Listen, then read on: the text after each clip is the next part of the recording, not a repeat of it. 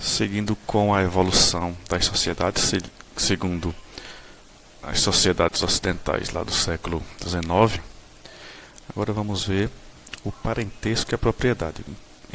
Qual a relação do parentesco e da propriedade em relação à evolução social, segundo os estudiosos lá do século XIX. São modos de organização social que prevaleciam nas sociedades antigas, ditas primitivas por esses estudiosos. As sociedades ocidentais construíram uma hierarquia. Essa hierarquia era baseada de acordo com a evolução de como as sociedades trabalhavam, como elas utilizavam suas ferramentas e como elas conviviam um povo com o outro. Então, construíram essa hierarquia e os europeus e americanos se colocavam no topo dessa hierarquia como a sociedade mais evoluída.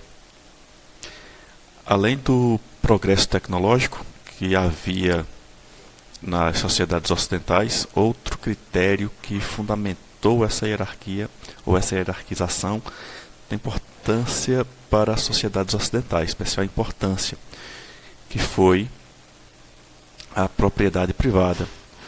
O estudioso Lewis Henry Morgan afirma que a passagem da barbárie para a civilização se dava pela adoção da propriedade privada como modo de organização da vida de uma população.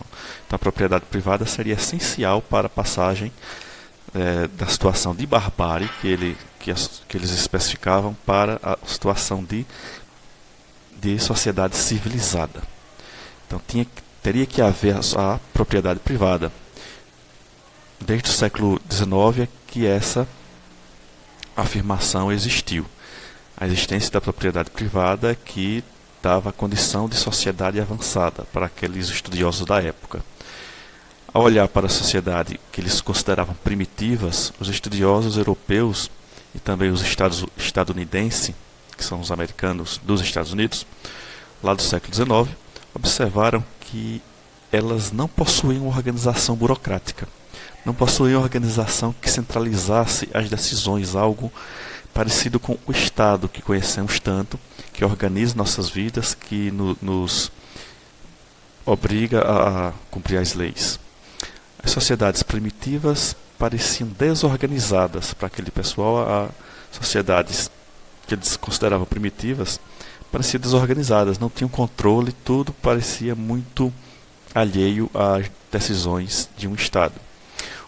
O que possibilitava a sociedade primitiva se organizar era o parentesco. Afirmou aí então o Lewis Henry e também o jurista Henry Summer. Eles acreditavam que o sistema de parentesco é que organizava a sociedade. Todas as sociedades humanas estabelecem uma forma de regular as relações entre os indivíduos. Então não é à toa que a nossa sociedade, por exemplo, nós temos os pais, os avós, primos, tios, e isso é uma maneira de organizar a sociedade de nossa família. Então cada um tem um papel e relações diferentes com a nossa vida. Nossos pais têm uma relação diferente de primos, por exemplo, de tios. O que costumamos chamar de família nada mais é do que um sistema de parentesco. Então, além das categorias, também há papéis estabelecidos no sistema de parentesco. Não é apenas uma forma de dizer que é uma família, mas também há papéis específicos. A mãe, por exemplo, não é só uma posição em um sistema de relações entre você e sua mãe, mas também há um papel específico para a mãe e para o filho. Então esses papéis são atribuídos uma série de valores, obrigações e sensações a cada categoria de parentesco. Qualquer sociedade no mundo produz algum tipo de parentesco, porém as sociedades constroem o parentesco de formas diferentes entre si, diferentes daquela que nossa sociedade escolheu. Então, mesmo no nosso país ter vários tipos de famílias, vários tipos de modelos de famílias. Existem espalhados pelo mundo sociedades em que quem é o chefe da família é a mulher, no caso é as sociedades matriarcais. Tem outras que o pai é que manda em tudo, as sociedades patriarcais. Tem outras em que, por exemplo, a sociedade indiana, em que quando a mulher se casa, ela passa a ser propriedade da família do marido, da mãe do marido. Quem manda nela é a mãe do esposo, não mais a família que ela nasceu, o berço familiar. E outras sociedades, por exemplo, que quando se casa, os filhos daquele casal é propriedade do pai da mulher. Essa sociedade, por exemplo, é de uma ilha lá perto da Nova Guiné. A ilha de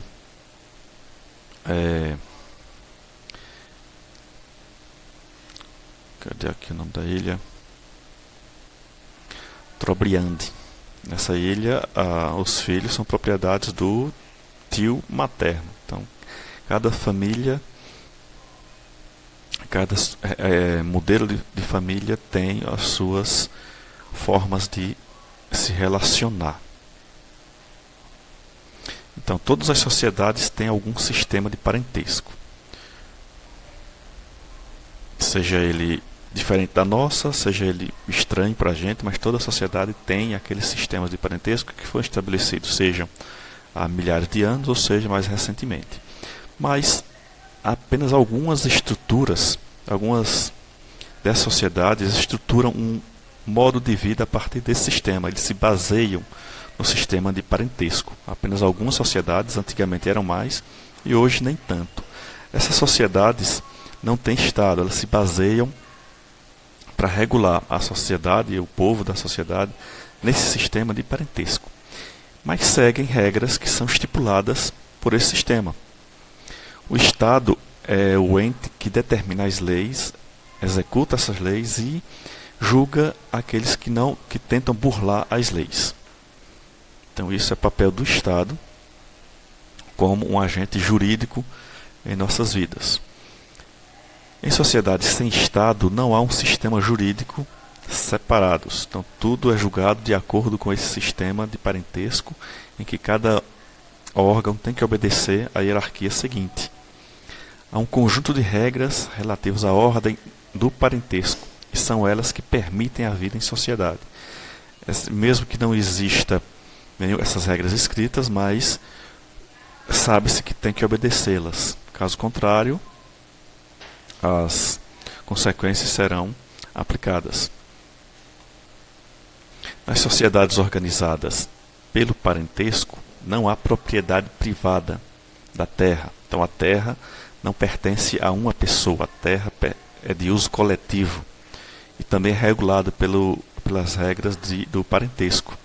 Então todos podem usar a terra, mas o que se planta ali, o que se colhe, é dividido de acordo com o sistema de parentesco, de acordo com as regras que o sistema de parentesco prevê. Quando alguém cerca um terreno e afirma que aquele terreno lhe pertence, então ali já não é mais uma propriedade coletiva, passa a ser uma propriedade privada. E para garantir essa propriedade em sua posse, necessita de alguma coisa que regule e garanta que esse pedaço de terra lhe pertence. Então a única forma de garantir seria centralizar o poder, e um poder que tenha força para manter a propriedade pertencente a alguém. Essa centralização do poder seria o Estado, que teria as forças e os meios para garantir a propriedade privada.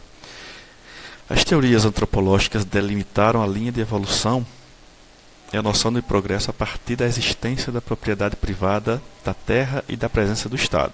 Então, primeiro a propriedade privada e também a presença do Estado para garantir que aquela sociedade seja uma sociedade evoluída, seja uma sociedade civilizada. As sociedades não ocidentais eram vistas como as mais simples sociedades possíveis. Então, quanto quanto